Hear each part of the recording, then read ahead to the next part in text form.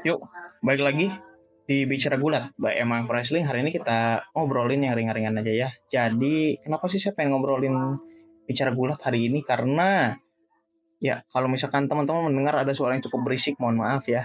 Karena di luar memang agak berisik, tapi saya nggak tahu nih, kalau misalkan udah hasil editing nanti bakal kayak gimana. Mudah-mudahan nggak terlalu keganggu ya dari suaranya. Hari ini saya pengen bahas soal brand split ya. Jadi, ini sebenarnya keresahan dari seorang teman saya. Nanti teman-teman bisa bisa lihat juga komentarnya dia. Jadi saya itu iseng kan lagi komen nonton Raw ya, nonton Raw live gitu. Dan ternyata pengumuman adalah Gunther lawan Randy Orton di Bash in Berlin. Yang mana saya sih senang-senang aja ya karena wah ini seru nih kayaknya. Gunther Orton jilid 2. Kita nggak tahu siapa yang menang. Mungkin Gunther lagi gitu ya. Cuman yang saya penasaran adalah bagaimana WWE nanti akan mengolah jalan ceritanya agar jadi lebih menarik lagi. Karena kita semua tahu kan, Gunther dan Orton itu di dua brand yang berbeda. Nah, kita mau lihat bagaimana WWE mengolah si storyline ini agar terlihat menarik ya, seenggaknya sampai Bash in Berlin saja gitu. Teman saya, ada seorang teman saya komen di status saya itu. Status saya kan tulisannya kayak gini ya, Gunther versus Orton jilid 2 here we go gitu. Ya karena saya emang senang gitu waktu nonton itu. Dan saya nggak expert kalau di Orton yang ngambil. Teman saya komen kan, jadi komennya intinya dia itu kayak dia sih senang-senang juga gitu ya. Cuman dia lebih ke mempertanyakan WWE ini konsisten sama brand split atau enggak sih? Karena ya mungkin sekali dua kali kayaknya fair-fair aja ya buat ngadain match crossover brand itu ya. Tapi kan kayaknya kalau makin lama makin sering itu kayak nggak ini juga gitu, kayak nggak fair juga gitu ya, kayak nggak konsisten gitu dengan apa yang ingin WWE buat. Karena WWE kan ingin dengan adanya brand Raw dan brand SmackDown itu kan pengen mendiversifikasi produknya ya masing-masing gitu. Raw jadi pengen lebih seperti apa, SmackDown lebih seperti apa, tanpa menghilangkan identitas WWE dan masing-masing brandnya itu sendiri. Itu yang saya tangkap ya. Cuman teman saya komennya kurang lebih kayak gitu. Ya, ini sih balik lagi ke persepsi masing-masing ya kalau kata saya. Karena saya juga udah jawab seperti ini. Kalau buat saya pribadi sih lebih ke gimana WWE ingin membuat feud ini seperti apa. Kalau feudnya buat jangka pendek aja sih nggak ada masalah ya, kayak buat satu pay per view doang, dan itu pun nggak kayak sering banget gitu loh.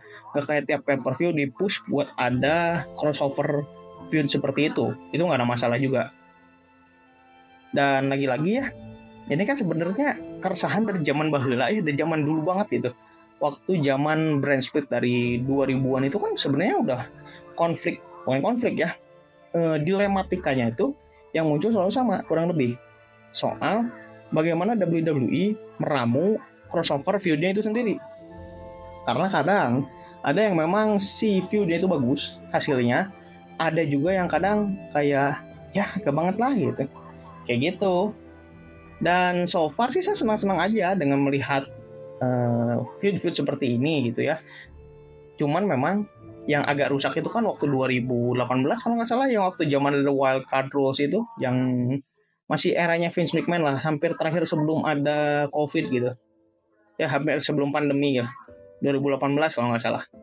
Itu kan sebenarnya pas awal bagus ya, ada wild card itu kayak jadi setiap show itu boleh bawa tiga pegulat yang sama, boleh buat tiga pegulat, kalau nggak salah tiga pegulat, tiga nama lah ya. Jadi boleh single, boleh tag team gitu ya, boleh stable, boleh gitu. Yang penting tiga. Kalau misalkan contoh sekarang kayak Bloodline, Cody, sama Carmelo Hayes misalkan ini contohnya. Raw pengen membawa itulah buat show-nya hari ini. Silakan. Yang penting kan udah, yang penting tidak melebihi kapasitas yang sudah diberikan ya wild card rules-nya itu. Tiap minggu boleh. Dan nanti dari SmackDown juga boleh bawa pegulat yang dari Raw, tiga nama. Terserah mau tag team, mau stable, mau single wrestler pun tidak ada masalah. Yang penting bawa namanya tiga. Ini di awal kan bagus ya, karena jadi kayak kita itu nggak selalu kehilangan pegulat yang muncul hanya di satu brand tertentu. Jadi kadang-kadang dia bisa muncul di brand sebelahnya gitu. Apalagi waktu zaman dulu tuh Roman Reigns, Seth Rollins, siapa lagi tuh nama-nama yang agak gede itu. Itu kan masih ada yang crossover ya, kadang ada di Raw, kadang ada di SmackDown dan lain sebagainya. Tapi kan makin kesini tidak konsisten penulisannya karena si Vince McMahon ini harus mengakomodir keinginan dua stasiun TV yang berbeda waktu itu. USA butuh, Fox butuh. Oh berarti ini 2019 ya, 2018-19 lah pokoknya. Waktu udah Coffee Champion nggak usah, saya agak lupa. Ya itulah, udah pokoknya udah ada wildcard rules itu kan. Itu sebenarnya si Vince McMahon ini harus mengakomodir keinginan TV sebenarnya. Makanya ada wildcard rules. Tapi kan lama-lama gak konsisten. Karena apa? Jadi pegulatnya tambah banyak. Malah kadang setengah dari pegulat yang rutin aktif di brand sebelahnya itu muncul. Itu jadi makanya orang-orang tuh pada protes, dan keresahan ini sih sebenarnya yang seperti yang teman saya omongkan itu sih nggak ada salah-salahnya banget ya, dan saya sih setuju-setuju aja kalau misalkan teman saya resah seperti itu. Cuman balik lagi, kalau saya pribadi kalau disuruh komen, saya sih senang-senang aja dengan adanya crossover feud seperti ini. Toh WWE juga butuh penyegaran sih, jadi kayak ya bisa lah sekali-sekali dari brand seberangnya yang nge-challenge gitu, nggak melulu dari brand yang sama, meskipun memang lebih baiknya sih dari brand yang sama ya, kecuali untuk beberapa pay-per-view tertentu lah, misalkan kita name it lah, Royal Rumble, WrestleMania, apalagi Survivor Series lah, SummerSlam boleh, atau karena sekarang kan istilahnya bukan Big Four lagi ya, tapi Big Five tambah Money in the Bank, itu boleh lah. Buat saya sih sah-sah aja dengan adanya crossover feud seperti itu. Cuman balik lagi, WWE mau kayak gimana nih penulisannya, toh kita belum tahu nih Best in Berlin nanti penulisannya bakal seperti apa, nanti eksekusinya Gunther lawan Randy Orton itu seperti apa, dan nanti hasilnya seperti apa gitu ya. Jadi intinya semuanya kita belum bisa nebak lah, tinggal nanti kita menunggu waktu aja yang tepat kira-kira akan seperti apa. Ya silakan teman-teman, kalau ada yang mau like dan share silakan, jika video ini bisa bermanfaat silakan komen, kalau ada kritik, saran dan lain sebagainya, atau teman-teman mau diskusi soal isu yang tadi saya lontarkan silakan tulis di komen.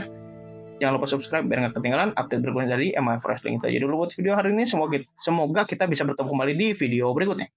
Sekian.